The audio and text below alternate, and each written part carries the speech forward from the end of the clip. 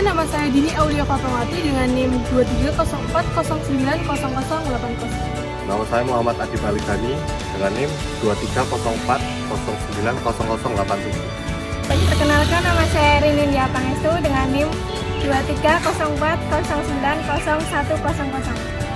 Perkenalkan, nama saya Dani Fitria Maulida dengan NIM 2304090105. Perkenalkan, nama saya Safira Larasati dengan NIM 230409016008. Menurut World Health Organization atau WHO, sampah adalah sesuatu yang tidak dapat digunakan, tidak dipakai, dan sesuatu yang dibuang yang berasal dari kegiatan manusia dan tidak terjadi dengan sendirinya.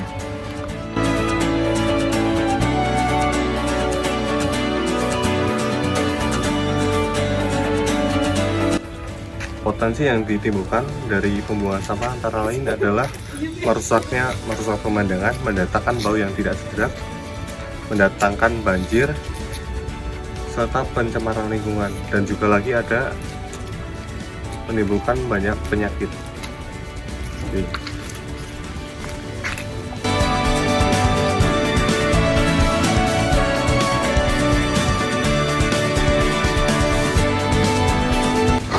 Dilansir dari Kemendikbud, jenis sampah dibagi menjadi 5, yaitu yang pertama adalah sampah organik.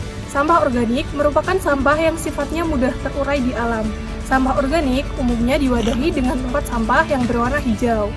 Yang kedua adalah sampah anorganik. Sampah anorganik merupakan sampah yang sifatnya lebih sulit terurai, seperti sampah plastik, kaleng, dan styrofoam. Sampah anorganik umumnya diwadahi dengan tempat sampah yang berwarna kuning. Yang ketiga adalah sampah B3 atau sampah bahan berbahaya dan beracun. Sampah B3 merupakan sampah yang dapat membahayakan manusia, hewan, dan lingkungan sekitar. Sampah B3 biasanya diwadahi dengan tempat sampah yang berwarna merah. Selanjutnya adalah sampah kertas. Sampah kertas juga merupakan jenis sampah yang dapat dipilah secara khusus dalam wadah tempat sampah berwarna biru. Yang selanjutnya adalah sampah residu. Sampah residu merupakan sampah sisa di luar keempat jenis sampah di atas. Tempat sampah yang diperuntukkan bagi sampah residu umumnya berwarna abu-abu.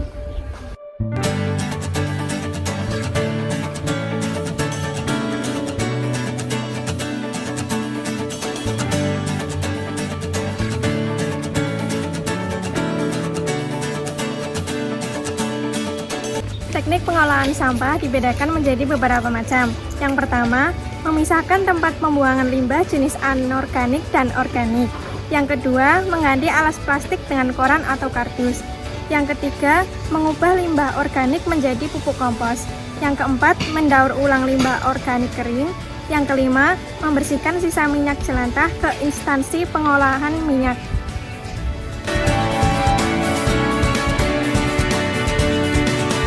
Pilah sampah merupakan suatu proses kegiatan penanganan sampah sejak dari sumbernya dengan memanfaatkan penggunaan sumber daya secara efektif yang diawali dengan pewadahan, pengumpulan, pengangkutan, pengolahan, hingga pembuangan melalui pengendalian pengelolaan organisasi yang berwawasan lingkungan.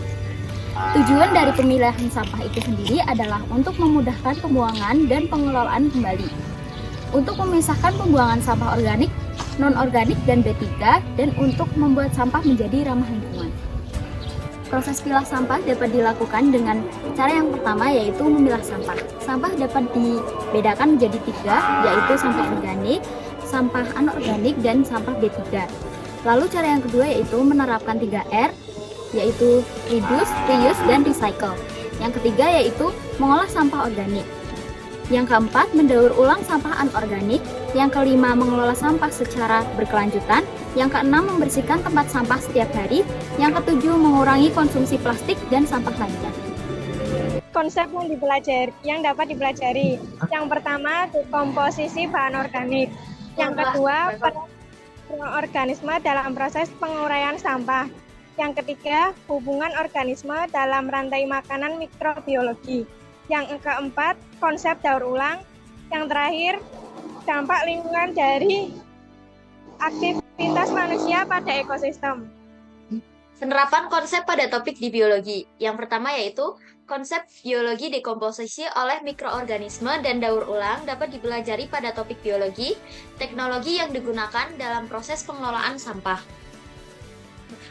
Dalam penggunaan konsep tersebut dapat dibahas teknologi apa saja yang dapat digunakan dalam proses pengelolaan sampah dan bagaimana cara menerapkannya.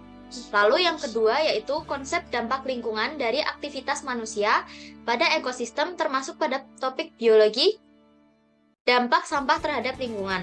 Dalam penggunaan konsep tersebut dapat dibahas dampak-dampak sampah yang muncul bagi lingkungan sekitar pada warga maupun pada makhluk hidup lainnya.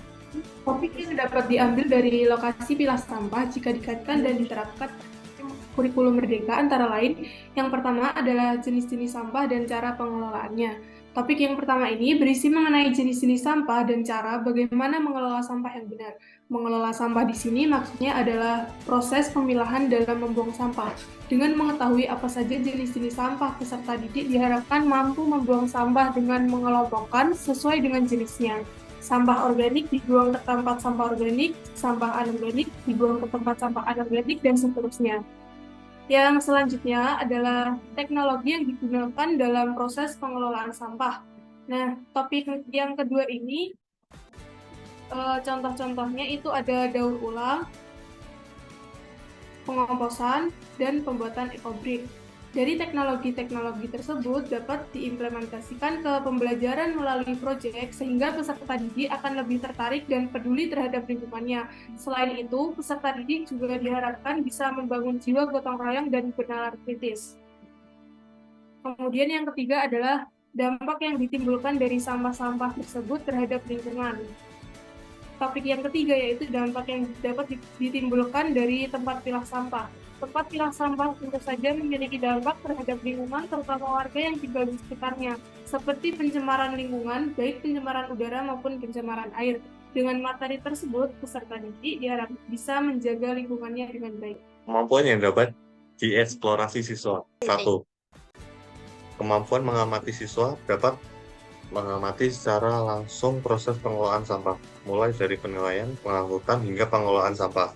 Kedua, kemampuan bernalar. Siswa dapat berlatih cara berpikir kritis dan logis untuk mencari solusi yang baik dan efektif. 3. Kemampuan bekerja sama. Siswa dapat bekerja sama dalam kelompok dan kolaboratif untuk memecahkan masalah yang dihadapi. Selanjutnya adalah bagaimana perspektif lokasi observasi, apakah menggambarkan ke arah teknologi masa depan. Lokasi observasi belum menggambarkan pengetahuan yang baik mengenai cara pengelolaan sampah yang seharusnya dikelola. Sampah organik dibiarkan terurai sendiri sehingga menimbulkan masalah yakni bau tak sedap. Sedangkan sampah non-organik yang telah dipotong-potong hanya dibiarkan menumpuk menjadi gunung sampah. Teknologi yang digunakan pada tempat observasi belum optimal dan belum menggambarkan kemutahiran teknologi modern. Ini adalah gambar dari teknologi yang ada di lokasi observasi. Teknologinya masih menggambarkan, belum menggambarkan bagaimana teknologi modern yang seharusnya.